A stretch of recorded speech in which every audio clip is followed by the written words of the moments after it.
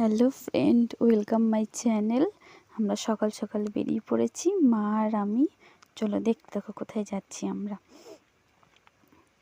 চলে এসেছি আমাদের গন্তব্যস্থল বালি। ইয়েস, আমি আর আমার মা চলে এসেছিলাম সকাল সকাল মায়ের দর্শন করতে। তো আমাদের খুব তাড়াতাড়ি হয়ে গেছিলো সেখানে। তারপর একটা ক্লিপ নিয়ে নিলাম, ছোটো ভিডিও, শর্টস ভিডিও নিয়ে নিলাম। তারপরে আমরা চলে গেলাম, কিছু ফটো তুলে নিলাম, গোটাটা ঘুরে নিলাম।